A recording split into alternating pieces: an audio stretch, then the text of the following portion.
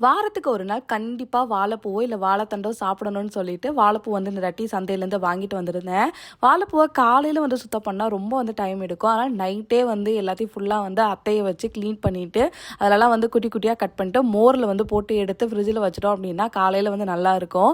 So கண்டிப்பா நீங்களும் வந்து ட்ரை பண்ணி பாருங்க. இதே மாரி தான் வாழைத்தண்டுமே நம்ம நைட்டே வந்து நல்லா அந்த நரம்பெல்லாம் வந்து எடுத்துட்டு, பொடி பொடியா வந்து கட் பண்ணிட்டு, மோர்ல வந்து சுத்தம் பண்ண மோர்ல வந்து நம்ம சேர்த்துட்டு ஃப்ரிட்ஜில வச்சுட்டோம் அப்படின்னா, அது பாட்டுக்கு வந்து இருக்கும். அந்த கருப்பாலாம் வந்து ஆகாது.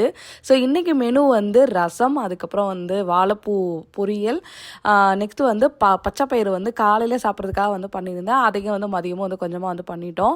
காலையில் பிரேக்ஃபாஸ்ட்டுக்கு வந்து ராகியில் சேமியா வந்து பண்ணியிருந்தேன். எப்போவுமே பாப்பாவுக்கு வந்து ராகியில் சேமியா பண்ணுறேன் அப்படின்னா அதே தான் ஸ்நாக்ஸுக்கும் வந்து வச்சு விடுவேன். பட் இந்த தாட்டி வந்து மறந்துட்டேன்.